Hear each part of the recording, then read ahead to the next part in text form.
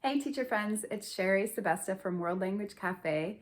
I am very excited to present today 20 ways to dramatically improve student fluency and results in your classrooms.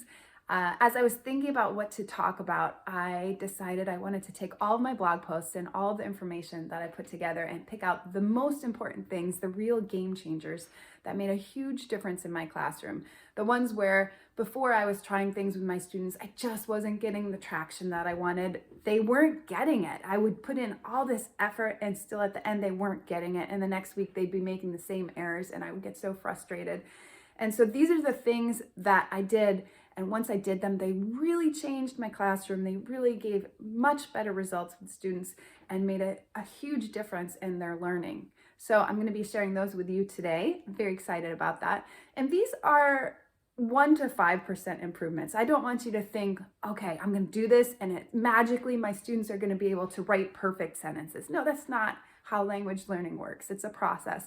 But if we take all of these 1 to 5% improvements and add them up, it adds up to a ton of improvement over the course of the year. So that's what we're looking for today, to get those little pieces, those parts, and putting them together to create the fluency, to create the ability for our students to communicate in the target language. And I've seen it happen in real life. I've seen it happen with my students. For example, one year I was teaching seniors at a new school and I came into the classroom and these seniors could not say anything. They had taken 6 years of Spanish. They couldn't even say the most basic sentences. They didn't understand me. They just were really, really lost. It was almost as if they hadn't taken Spanish before. And by the end of the year, they were joking around, they could tell stories, they were communicating. We felt like a family in class. It was really an amazing experience to see how far they could come in just 1 year with some of these key communication activities that we did. So I'm excited to share all of that with you today. First off, I wanted to give you a little bit of my background so you know where I'm coming from, a little bit about my teaching philosophy. I studied French through middle school and high school, and I did that because I decided I wanted to be a field hockey coach. And I thought, oh, I have to be a teacher so I can have my afternoons free. And I did end up being a field hockey coach too.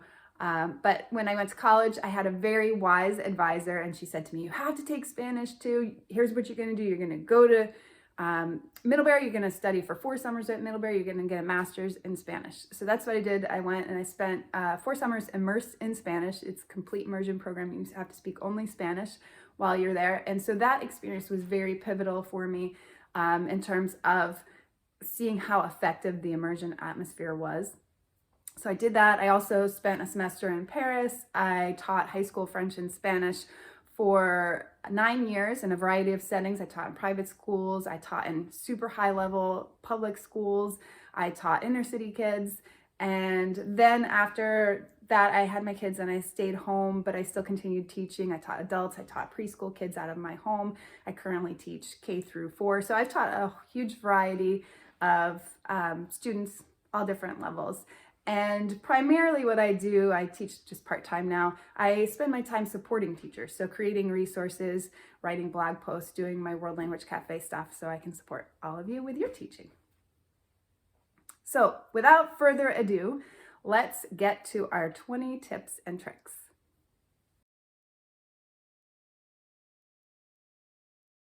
All right, let's talk about the number one thing in my mind that you can do to improve the results in your classroom, and that is speaking more in the target language. For those of you who are already at 100%, you have an immersion classroom, that's awesome. For those of you who are at 50% or somewhere in between, that's fine. We're working on getting there. Remember, these are increments. We're working on improving in small increments so we can add that up to big results. So if we think about it in terms of a soccer player or a kid who's practicing the violin, if they practice for a certain amount of time, and then there's another kid who's practicing a little bit more, that kid who's practicing more gets more touches with the soccer ball and will therefore be the better player, or gets a little more time on the violin, will be the better player. So that's what we're looking for in the classroom. And if you think about it in terms of minutes, so let's say you teach 3 60-minute classes to your students every week. If you're teaching 50% in the target language, that means over the course of the year, your students are getting 3,600 minutes in the target language. If you're teaching 80% in the target language, your students are getting 5,760 minutes, which is a dramatic increase in how much they're hearing the language. And if you're teaching 100%, they're getting 7,200 minutes. So you can see the difference over the course of a year that makes. Even that extra 10% makes a huge difference in how much they hear. And I have to tell you, when I talk to adults and I ask them, I say I'm a language teacher, and they say, oh, I took Spanish and I don't remember any of it. And I say, did your teacher speak to you in the target language? And they say, no, my teacher spoke a lot of English. Or if I talk to a current language student and they say, yeah, I can speak Spanish, it's because their teacher speaks to them in Spanish and makes them speak Spanish or French or whatever language it is. So, number 1, speak more in the target language. Now, how do you do this? Well, it's about a choice. You have to make the choice and the commitment to do it.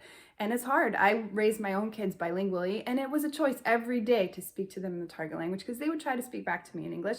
And every day I had to consciously remind myself, nope, I'm doing target language. And it does get easier the more you do it. If you need something to hold you accountable while you're getting started, give your students the task of making a mark on a page every time you say a word in English. So it'll hold you accountable, and they kind of like it. They think it's fun to do that. You can also do the same for them. Tell your students that you're looking for them to speak only in the target language and make a mark on the board if they're speaking in English, or have a student keep track of that if that's easier. There are a couple methods that I use to get my students speaking more in the target language, because that's another piece of this, is get your students speaking more, because it's easier for you to speak in the target language and then a little bit harder to get them to speak in the target language. So first off, I start off the year in the target language, and I give them all the rules in English, but I let them read that silently at their desks so they know all that information. They can talk to me in English outside of class, just not in class itself. And I show them an example. I speak Spanish in the class, and I walk out the door, and when I'm in the hallway, I'm speaking English. And then as soon as I enter into the classroom, I show them that I'm speaking in Spanish again, or French, or whatever language it is that you're doing. So I start off with that. And then I post lots of visuals around the classroom to help them. Como se dice? How do you say something in English or in Spanish? And all those important questions so that they have those right away. I post the question words on the wall with visuals. I'll show you a couple examples. So I have this one, como se dice? And then for my question words, I have these visuals that I use that are helpful so I can point to them. There are a couple techniques that are good if you're trying to get your students to speak more in the target language. One of them is the one-word technique. I like to write a very long word on the board, like Tegucigalpa, capital of Honduras. And so then every time a student speaks in English, I erase a letter. If they have any letters left at the end of the day, they don't have homework, or you can give them some other reward as a class. But that's pretty effective, and keep doing it throughout the week, see if they can improve. And it'll take them a while to get there, but they will start to get better. You can make that a class competition between different classes that you have. So A period could be competing against C period to see who does the best. Also, you can use the Clothespin Method. This is one of my favorites. It's a really fun one to throw out there. So you give each student a clothespin that they wear on their clothes. And if another student catches them speaking English, they get to take their clothespin. And then at the end of class, the student with the most clothespins gets some sort of reward. And I have a 50 rewards ideas sheet in my free resource library that you can grab at the end of this if you'd like some ideas on how to do that. What else do I do? You can use speaking beans. Give each student 3 small beans. And if they are speaking in Spanish, you get to, if they're participating in class, you come take a bean and they put it in a jar. And so the class is working on rewards to get up to something special by filling the jar. That's a good one too. So those are some ideas that you can use for you to speak more in Spanish, and also for your students to speak more in Spanish. Super, super important. Another thing that I see a lot of teachers doing, and it's kind of a trend these days that I'm sort of against, is not correcting your students. For me, I think it's very important to correct your students. And we've gotten into such a society of, oh, we have to be so careful of their feelings, but it's really important to correct them. We're not going to let our students say something that's wrong. Like, you would never let a kid say 2 + 2 = 5 and just say, yeah, that's right, good job, okay, cool, and move on. No, you don't do that. Or if you're a parent with your child, you're not going to let them say, I did good on my test. No, you're going to say, I did well on my test. So you're always correcting them. And those corrections, they don't have to be mean or they don't have to be a big deal. And I tell my students, I'm like, correcting is just part of the language process. I make errors, everyone's gonna make errors. So if they're talking and they're making an error, you just quickly correct them. So if the child said, I did good, you just say, no, I did well, and you move on. But please, please, please correct your students, because you don't want them to be saying things wrong and thinking that it's correct. So it's okay to correct them. Next, let's take a look at reading. One of the game changers for me was when I started a free reading library in my classroom. So I got a grant from the school, and you'll often notice sometimes you can get grants from your schools. You can do a GoFundMe and get a rolling cart and then order books in Spanish or in French or whatever language you're teaching and keep them on the cart. And then teachers can sign them out for different class periods. So your whole library has this one rolling cart that they can use. Very helpful. I tend to use it after quizzes and tests to have students do free reading, or sometimes we'll just have 10-15 minutes of free reading. I fill it with children's books, and the kids love that because they are used to reading these books when they're kids, so they have fond memories of seeing the books and they're familiar with the stories, so that's helpful. And also for an extra credit assignment, I have them take a book and make a vocabulary key for the back of the book. So this you just have to do one time and then you'll be all set. So they go through the book and pick out any words they don't know and find the meanings of them, and they make just a small little sheet that can be taped in the back of the book. That's the vocabulary key. And so they're going to turn that into you, you're going to check it over and then give it back to them, they fix it, and then you're going to stick it in the back of the book. So anytime a future student has a problem with a word, they can look in the back of the glossary and see which word they need. So these books are great because the kids will just sit there, they'll read for 5 or 10 minutes when after a quiz, normally they would be doing nothing. I also use the books to get them to read aloud, and you can have them just read aloud for 2 to 5 minutes. It's amazing how much their speaking ability and their fluidity improves just by reading to themselves. I don't know why it works so well, but it somehow it just does. So you can have them record themselves for 2 minutes and turn it in, or as a homework assignment, or they can just read aloud in class to themselves, but it works really, really well. This tip is along the lines of reading and spelling. So teach the letter sounds. It's really important to teach the letter sounds and work on putting 2 letters together. For example, in Spanish, ca, co, cu, si, se, different sounds of when you put a letter with a vowel. If you spend time on that early in the year and time on teaching them the vowel sounds, it's so helpful throughout the year for their pronunciation and their spelling and all sorts of things.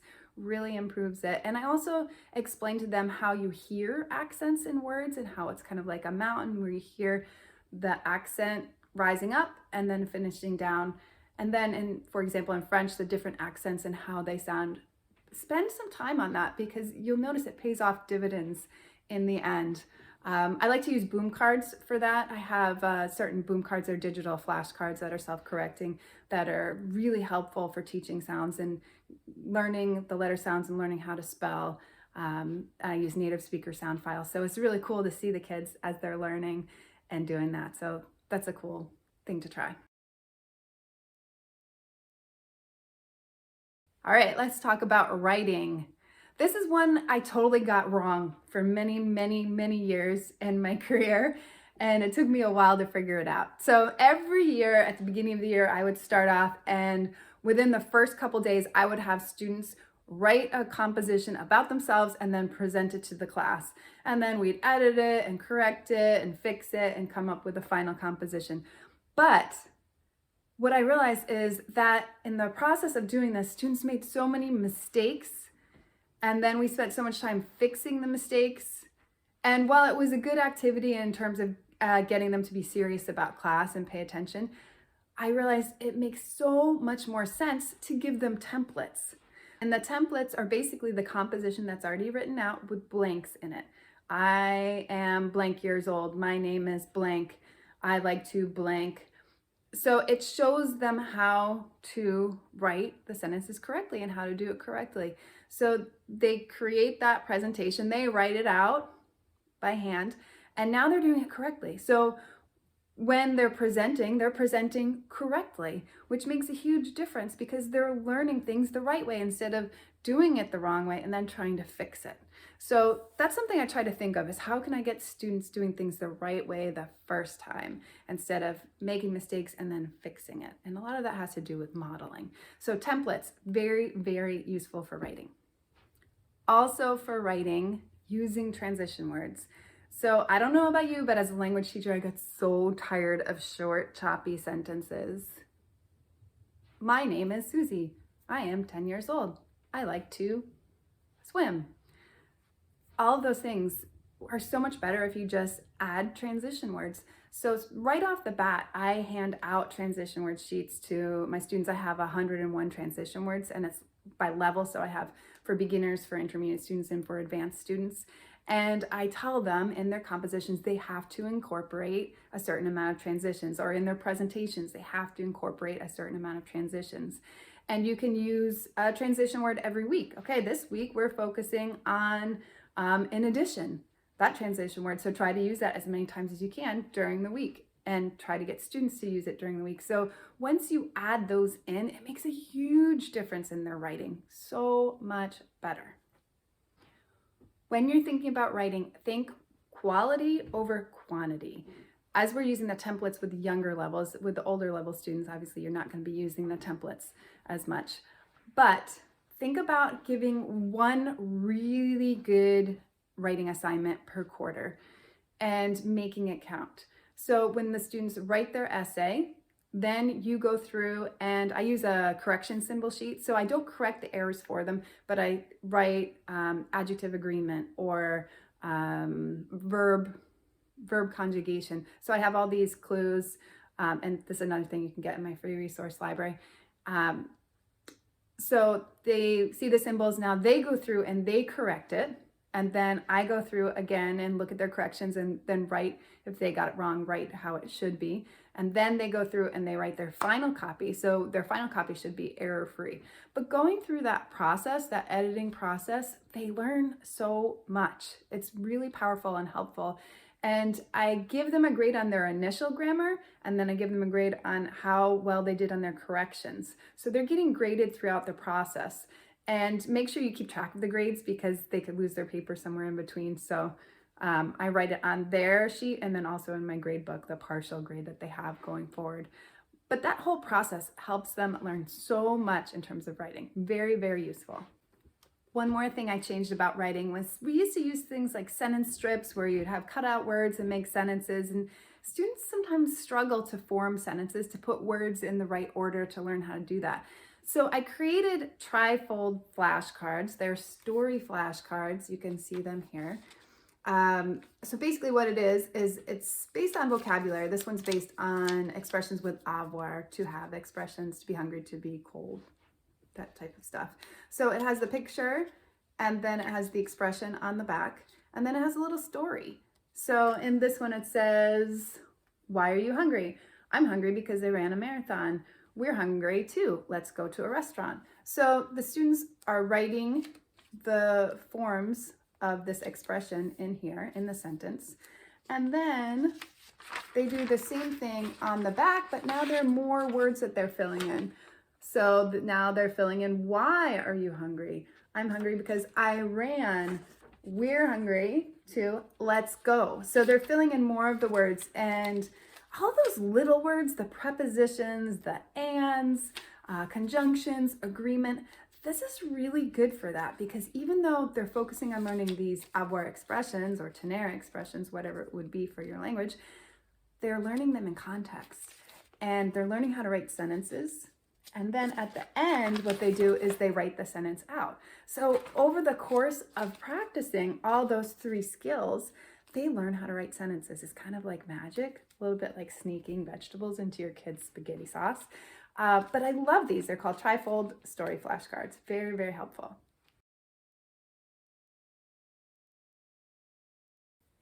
Introduce grammar early and often. So if you're teaching in Spanish 1, the verb tener, to have, I always teach direct object pronouns too. I sneak them in there. Shh, don't tell. But I always say, do you have the pen? Yes, I have it. Lo tengo. Sí, lo tengo. Oui, je l'ai. So add it in there, add that stuff in early on. And if students ask, you just say, oh yeah, that's a direct object pronoun. Or, just give them the quick 30-second to 1-minute pop-up grammar lesson when they need it. And otherwise just focus on communication. Often when we have tricky verbs to teach, we give students a huge list. Here are all the irregular verbs in the past tense. And we expect them to memorize them and learn them and remember them. That does not work for most of us. Some of your top students can do it, but the normal population is not going to do that or not going to remember it forever. And what we really want to focus on is mastery with our students. We would rather teach less and have them know how to use it.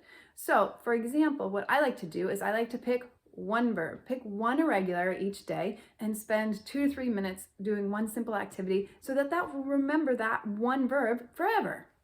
Okay, much more effective. For example, if we're working with the verb to bring in the past tense, which is a little tricky, I would do an activity called picnic. And I'm sure you guys know this activity. Hi, my name is Paco and I'm bringing pickles to the picnic. Or I brought pickles to the picnic, whatever tense that you're using, and then have students go around and each add on, or have them do it in pairs, going through the alphabet, or even just, if that's too hard, just have them do just random objects that they're bringing to the picnic. But just by focusing for 2 minutes on that one verb, it's going to help them remember it so much better than if we give them that huge list. Same thing with something like the subjunctive. Now, so many people teach it with the weirdo method, and it's for emotions and all these different reasons.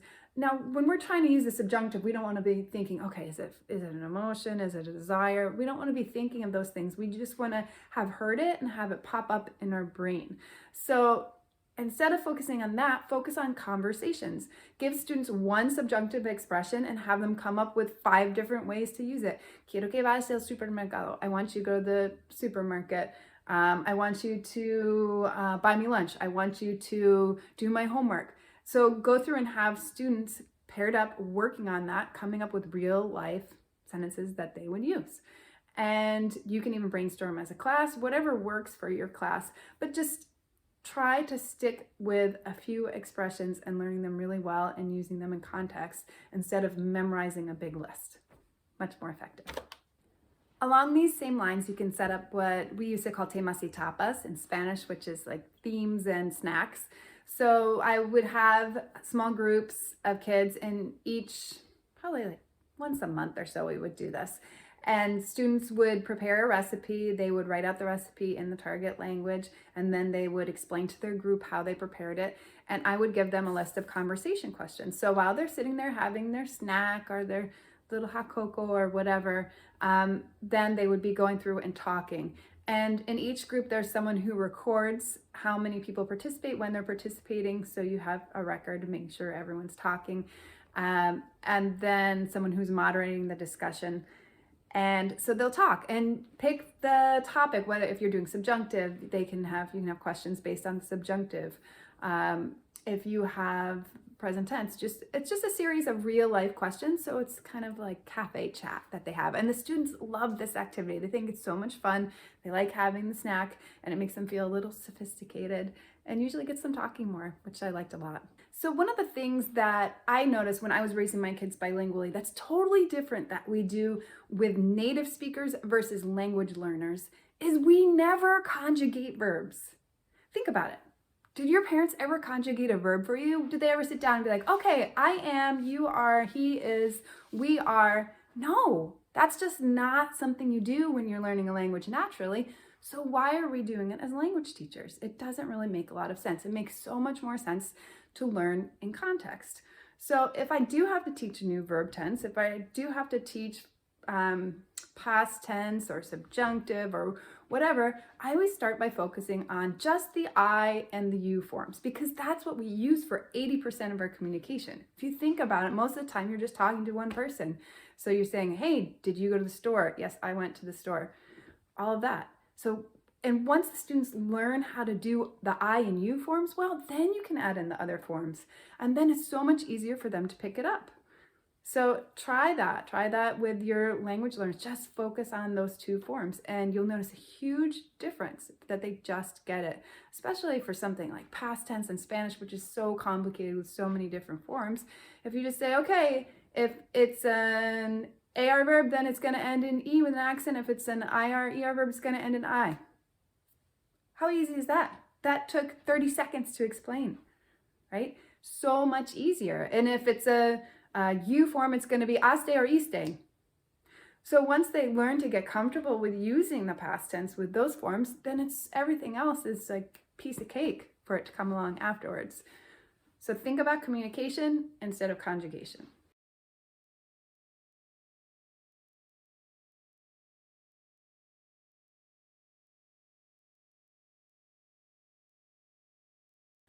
Okay, for culture. Now, I know that many of us do not spend enough time on culture because we're trying to teach all the other stuff. Our students are behind, we're trying to catch them up. We have a set curriculum, but culture is so key to getting students to be engaged with learning. And I've found that showing them video clips every week makes an enormous difference in their motivation and how much they love Spanish class or French class.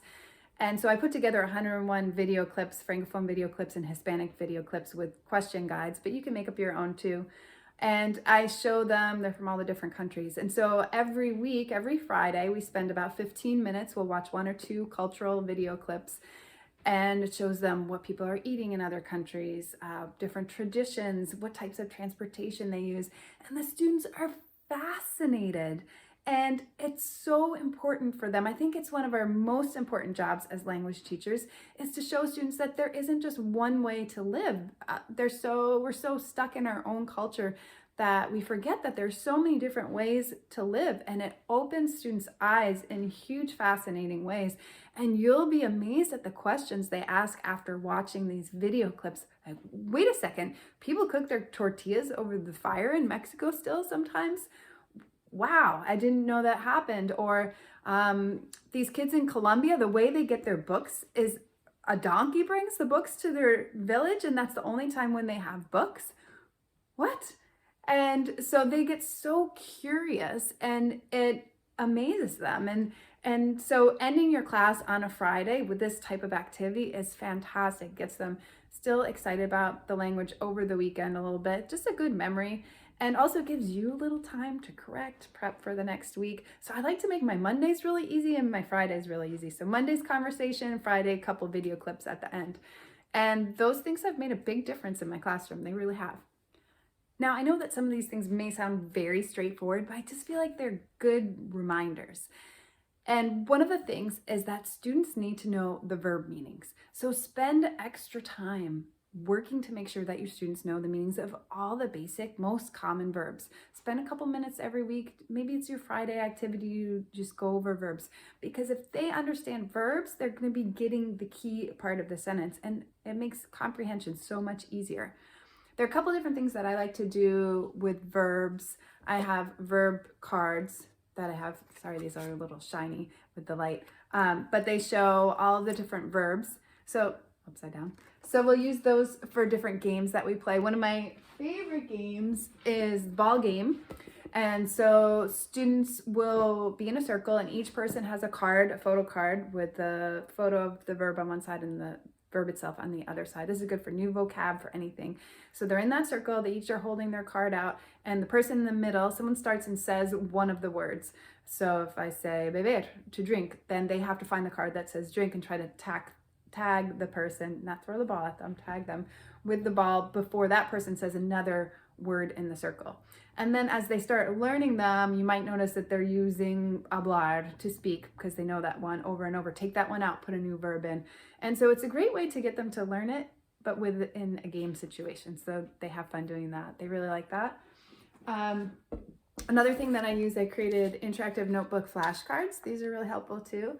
It's just a reference in their notebooks. So it's a strip that they tape down and then they cut across, and so they can flip to study. So make sure they know all the verbs. And underneath you can have them write different sentences or practice different things with the verbs. And I like to give them a quiz on this. and make sure they know these really early on, because once they know these, it makes everything easier. This one's pretty obvious, but vary what you do and take a look at your school year and kind of plan it out where you're gonna add new things, because it's so easy to start off and use all your stuff in the first 6 months of the year, and you get to March and you think, I don't have anything new. We're doing the same old games. We're doing the same old stuff. So try to plan it out, space it out a little bit of different things that you're going to introduce throughout the year.